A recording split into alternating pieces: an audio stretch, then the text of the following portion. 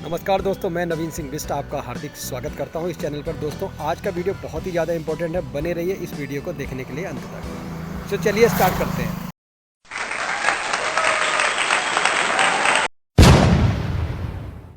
आज हम आपके लिए लेके आए हैं अपना बेहतरीन टाइम टेबल कैसे बनाएं।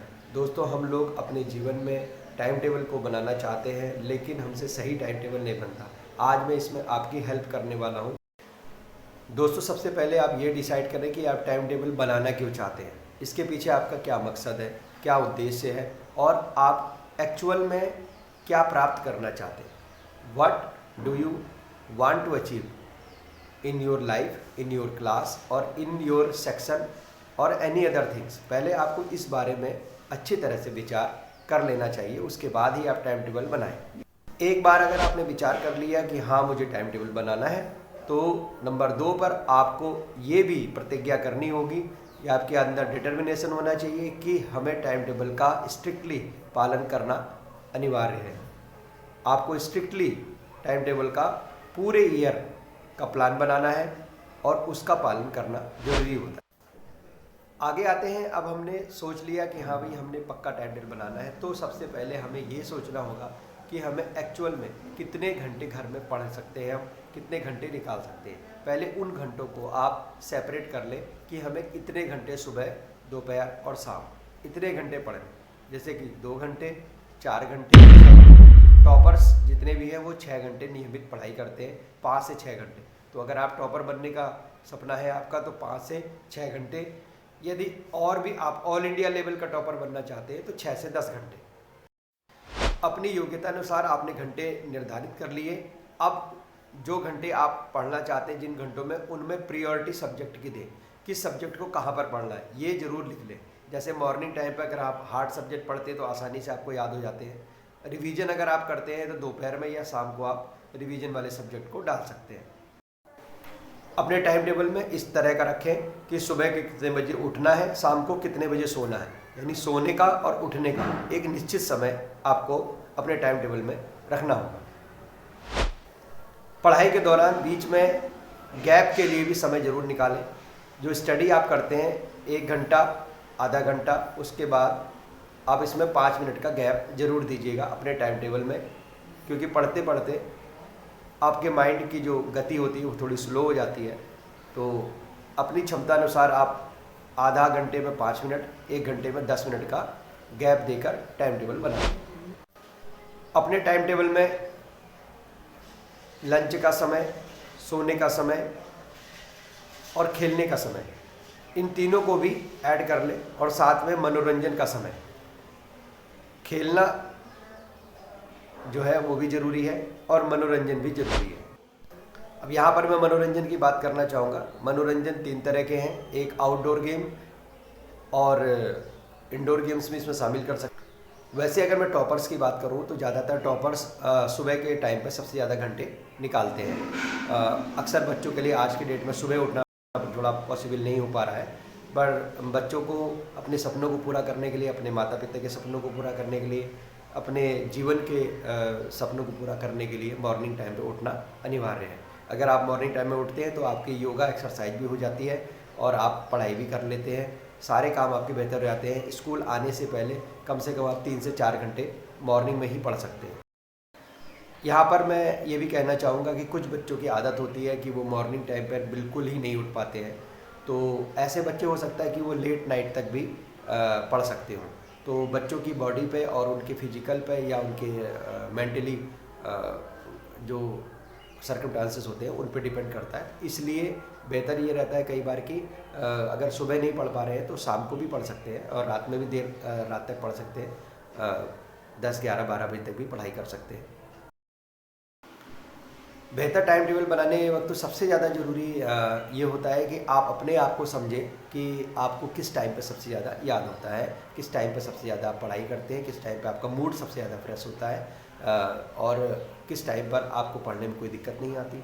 इन चीज़ों का ध्यान रखते हुए उस टाइम पर, जिस टाइम पे आपके हार्ड सब्जेक्ट होते हैं और आपका मूड फ्रेश होता है, तो दोनों को एक ही जगह पे मैच कर लें। यानी जब आपका मूड ज़्यादा फ्रेश होता है, जब आप ज़्यादा खुश होते हैं, तो उस टाइम पर अगर आप अपने हार्ड सब्जेक्ट को रखेंगे तो आप पढ़ाई में अच्छे हो जाएंगे। यहाँ पर मैं पेरेंट्स के लिए भी कुछ कहना चाहूँगा। जो पेरेंट्स हैं आजकल के, वो बच्चों के लिए टाइम नहीं दे पा रहे हैं, तो पेरेंट्स को भी बच्चों के टाइम टेबल बनाने में और अन्य उनके कार्यों में थोड़ी बहुत हेल्प करते रहना चाहिए। बच्चों से अपनी पढ़ाई के बारे में डिस्कशन करते रहें। आप पढ़े लिखे हों या ना हो, फिर भी आप उनके स्कूल के फ़ोन नंबर को अपने पास रखें, जिससे कि कभी भी आपको कुछ गलत अगर नज़र आता है तो उनके स्कूल में आप ज़रूर उनके टीचर से कंप्लेन करें, जिससे कि बच्चे के अंदर एक डर रहेगा कि हाँ, अब एक्चुअल में हमारे जो माता पिता हैं हमारे प्रति काफ़ी जागरूक हैं। बाकी देखिए, टाइम टेबल बनाने का सबसे बड़ा मकसद हमारा यही होता है कि हम अपने क्लासेस में अच्छे नंबर लेके आएँ, अपनी एक अलग पहचान बनाएं और तैयारी हमारी निरंतर चलती रहे। तो टाइम टेबल बनाने के पीछे जो नैतिक उद्देश्य होते हैं वो हमें पहले ही लिख लेने चाहिए, जिससे कि हमें टाइम टेबल को बनाने में अच्छी हेल्प मिल सके। एक बेहतर टाइम टेबल वही होता है जिसको कंटिन्यूसली फॉलो किया जाता है। टाइम टेबल तो सभी लोग बना लेते हैं, लेकिन उसको फॉलो करना बहुत देर तक लोगों के लिए पॉसिबल नहीं होता। सिर्फ जो बहुत ज़्यादा इंटेलिजेंट बच्चे होते हैं या बहुत इंटेलिजेंट माता पिता होते हैं, वो अपने बच्चों से काम करवा लेते हैं। कई बार ऐसा भी होता है कि बच्चे देखते हैं कि हमारे माता पिता कम पढ़े लिखे हैं, वो अपने बच्चों माता पिता के सपनों को पूरा करने के लिए जी तोड़ मेहनत करते हैं। तो ऐसे बच्चों को ही टाइम टेबल बनाना चाहिए और इसका उनको काफ़ी बेनिफिट मिल सकता है। टाइम टेबल बनाना ज़रूरी क्यों है? टाइम टेबल बनाना इसलिए ज़रूरी है क्योंकि आज कंपटीशन का युग है। आज आगे आने वाले समय में एक एक कुर्सी को पकड़ने के लिए एक एक लाख लोग आने वाले हैं, और भारी कंपटीशन के युग को देखते हुए हमें भी अपना एक ऐसा बेहतरीन टाइम टेबल बनाना चाहिए जिससे कि हम आगे आने वाले समय में फ़ाइट कर सकें, सर्वाइव कर सकें, लोगों के बीच में अपनी एक अलग पहचान बना सकें। तो अभी से हमें उसकी तैयारी करनी होगी, इसलिए हमें टाइम टेबल बनाना ज़रूरी होता है। टाइम टेबल बनाने से फ़ायदे क्या हैं? टाइम टेबल बनाने के बहुत फ़ायदे हैं। एक बार अगर आपने टाइम टेबल बना लिया तो यकीन मानिए कि आपका परसेंटेज 20 से 40%, 50% तक ग्रो कर जाता है। आपका परसेंटेज 40 से सीधे 90% पहुँच जाता है, आप टॉपर की श्रेणी में आ जाते हैं। तो सबसे ज़्यादा ज़रूरी क्या है कि टाइम टेबल को बनाना, और उससे ज़्यादा ज़रूरी है फॉलो करना, और माता पिता को भी ये देखना चाहिए कि बच्चे उसको फॉलो करें। कई बच्चे मेरे से ये पूछते हैं क्या संडे को हमें टाइम टेबल बनाना चाहिए?